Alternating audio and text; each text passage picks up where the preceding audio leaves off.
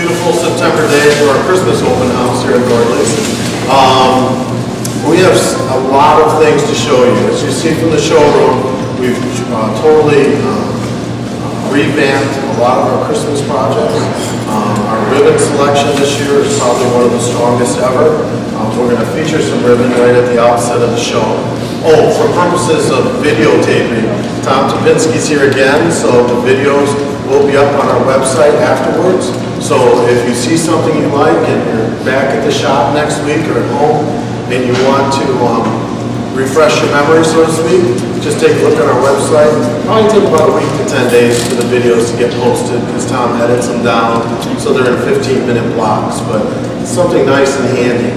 And just a reminder, there's now going to be 2 years worth. This is the overlap. We did all of last year's shows are up on our website for your enjoyment, as well as this year's will be going up as well. So a lot of different and new ideas. And also for videotaping and copyright purposes, this is just a generic Dalmatian tie. It's not anybody's special tie, and I don't have to pay royalties on it or anything. Okay, so keep that in mind. I kind of forget that sometimes, but I thought about it this morning when I threw it on. So I like, now is it or isn't it? No, it's not. One of the things I talked about earlier was the ribbon. And just for purposes of introduction, I have Kim Perugini to my far right. Kim's on staff with us. David Schroeder from Schroeder Swallows in Farmington, Michigan. David also works with us on a contract basis. He's with us 2 or 3 days a week as a designer. So great reference material or opportunities for anyone. If you have a question, feel free to contact them or meet them here at the store. They'll be glad to go over things with you. Sometimes when we're buying things, we try to find something new or different. And when we find that new or different item, and this year was the Platinum Series, we didn't buy very deep, but we bought a breadth of product, many different items. And I find that some of our poinsettias already were sold out, and a few other things. But a popular item that we used to decorate the tree on that Platinum vignette is ribbon roses. So I wanted to take a few minutes and let Kim Perugini show you exactly how to make a ribbon rose. And so you'll have that information later, because we have so many beautiful different types of ribbon. Kim, maybe you can hand me a couple of those and I'll pass them out so people can see. And they are out on the tree, on the Platinum tree. Very easy to decorate. On the ribbon roses, really easy. You can use a wire ribbon, or you can use a filament ribbon, or you can use a straight ribbon. But I don't use just the everyday satin that we have. I prefer the wired, but it's not necessary. I cut it in strips about a yard and a half, and then I go to one of my wires and I'm actually pulling it to get it out. Make sure as you're pulling it though that you're actually not pulling the other end right out. Sometimes you'll lose it in there and you have to recut it to do it, but it's just a matter of a pull. The good thing about using the wire ribbon is if you really make a mistake on one side, you can pull it up completely out and use the other side of it too. I find that the ribbons when I use them, they don't have to be double-faced, and that you can make them with the inside in and inside on the out, and actually have two different effects on the roses. So Kim's actually started gathering that at both ends of the ribbon so that she can evenly pull it together. Get it. So what happened, like you mentioned, Kim, you wouldn't necessarily accidentally pull it all the way out. No, and actually after I've got a little bit of wire, I know wire's hard to see, but I have a good 5 or 6 inches out on each side. I just sort of twirl one of them so I don't pull it. Much like sewing when you're gathering a simple running stitch. This is a great project to do at home when you're watching TV for people who can't sit still and or always have to be doing things. This ribbon definitely has a face to it, and or a front. And I sometimes find if it has a significant face to it, that I might like that on the inside of my rose rather than the outside.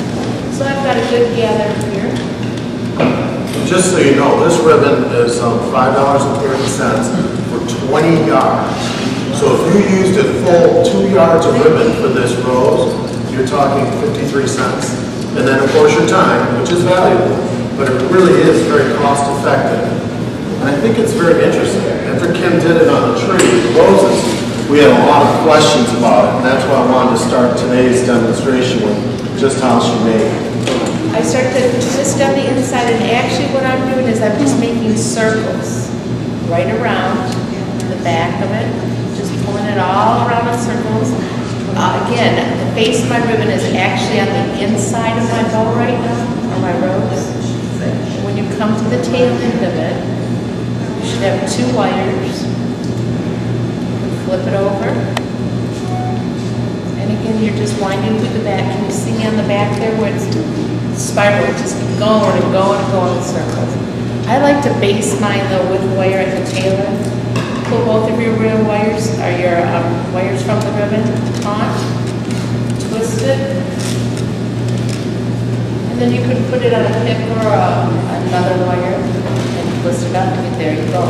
You get significantly different looks with the inside on the end and or the inside coming out. So if when you're looking at some of the ribbons throughout later, take a chance and you'll notice, take a good look and you'll see some more in, some more out. It gives you 2 totally different looks. On the burgundy ribbon that's going around too, you can come up with a burgundy center, and or you can do a center with the stripes too. So how we play with it, so there's lots and lots of value in this. Real easy to decorate a tree with just 1 or 2 folds of ribbon. Another couple of projects. One of the things we get asked about very often is different colored wreaths. And silver, gold, a lot of times black. If you're going to decorate and you want to use silver and gold accents, ornaments, and ribbon, if you take a natural green wreath and then airbrush it with some of the black paint, it really does do a very nice job. And it dries and sets up in less than a half an hour. So it's very quick and easy to do. Kim did this yesterday. Or if you want to get really strong with the silver and maybe use it for an anniversary event that just happens to take place, Kim took a natural green wreath and then airbrushed it with the silver paint as well. So it took the paint excellent, it dried, it's not on my hands, it doesn't brush off. So if you need something and you don't have it handy, remember that paint. I think it's really important. For about $4 a can, you can really change a look. And trees, wreaths, and garlands are on sale today, right, for 20% off. We thought we'd do a selection of wreaths for you to see as well. This one's, I think, a cute, very traditional Christmas piece. This little guy, that snowman, is actually one of our #1 sellers 2 years in a row. If you can see, I'm going to tilt the wreath a little bit for you. It actually is a container or a treetop, or a piece to be stuck into a wreath. It has multi-use, and I think that's why it's so popular. It's a great size. I think he has a great expression on his face. Looks like a little regular frosty there. This is some of that, I call it tube ribbon, for lack of a better term, and I'll show you we have it in some of the other arrangements as well. So instead of using, she used a little bit of the ribbon, the honeycomb ribbon here, but she also uses tube ribbon. It's really fun, easy to work with. It does have some substance. It's a 3-dimensional ribbon, but it also has a lot of bounce and character to it as well. So something just a little bit different from the traditional ribbon. Now this one here, I love this white wreath. Very oftentimes when you see the pine in the natural, in a white, it comes in kind of yellow. So you really want to make sure you get it out in the light and take a look at it. Sometimes you might find one and say, oh, that's really inexpensive. Then you get it out in the light and you're like, it's kind of a manila color. It's not really a pretty white. Whereas this wreath, when Tim and I saw it when we were in Atlanta last year, we thought that's a beautiful white wreath. And what that does is it really makes it more neutral to mix whatever colors you like. Whether you wanted to put a bold color like a burgundy or a red on there, or if you wanted to put something a little more muted like this pewter color. Aren't these great? Kim did this wreath, I believe, and she used the sprays. These are actually sections of different sprays of that pewter mix with a couple of the millimeter balls, and it's a plastic foliage actually on it. It looks good, doesn't it? I think the texture works really well there.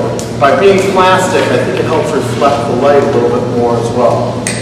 And throughout it, Kim has added some pearl and diamond wire some garland, wire garland to go on it. There's a small white bead here. This one's not lucky, is it? No. I want you to see it. It's right here. It's a styrofoam with a little bit of glitter attached to it. That is a great value. You're going to see it throughout some of the designs today. I'm going to keep pointing it out.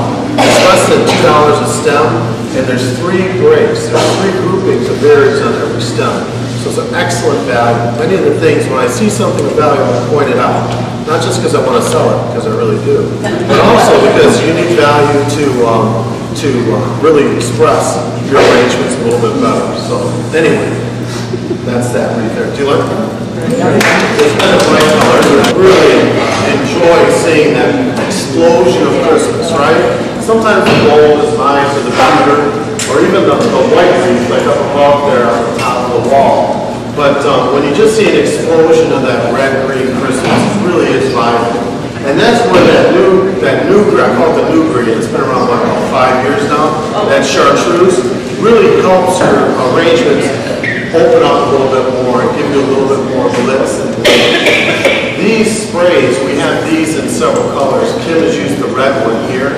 On that spray, I don't know what the cost is, I know it's very well priced. But there's 3 different breaks on that, like 3 different antlers. Does that make sense? And so it makes it a great value, and you can break it up a little bit and use maybe in 3 places instead of just 1. And then I love, I'm not really big on those fantasy flowers, but I thought that this one with the red-green, mixing the velvet and then the glitter netting with it, really gives it a different look. And then the manufacturers also added like a chenille stem in the center of that, poinsettia lily mix, and then some other little twist ties and whatnot. Very different, very pretty. And then the packages, nothing says Christmas like a Christmas package, right? Kim's added a couple of those packages right at the bottom of the arrangement. We've got several arrangements today using those again. So you can get some different ideas. Props have been something that we've seen a real explosion of. 3 years ago, it was those ice skates, the retro ice skates. Remember? We had a pair of ice skates, and we had them in the pretty plaid color. Then we got them in an ivory color last year with a fur liner. Very, very popular. I think what we're seeing is a revert back to a little bit more nostalgic Christmas. And you'll see some other lines that we've done and some other things that we'll bring out today that really reflect more on a traditional, nostalgic Christmas. Everybody's kind of reaching back to their past a little bit.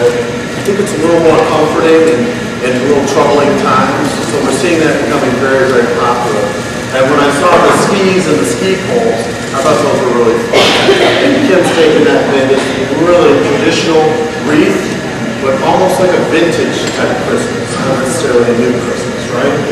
And a wonderful ribbon. I don't know that I'm going to mix that ribbon off the shelf, but isn't that a great choice? Picking up some color, a little bit of design, and just a little bit different look. This variant that we've got is a spray, if you can see it, and it looks like a yarn wrapped millimeter ball, but it also comes with the metallic, silver metallic millimeter balls mixed together in the spray. Very different. But I think it helps take that traditional vintage look and just brighten it up a little bit more. You don't want it to be so dark that people don't look at it and think of bright, cheery Christmas. So I think that works really well, a little bit different. Kim's also taken some of the Nielsen wire roping and added it to it. Again, it's a lot about texture in this look, isn't it? We have the pine cones, we have the yarn, we have the wooden skis, then we have the shiny millimeter balls too, so it really has many different textures in one design. And I think that roping does a nice job in there as well. She did a great job.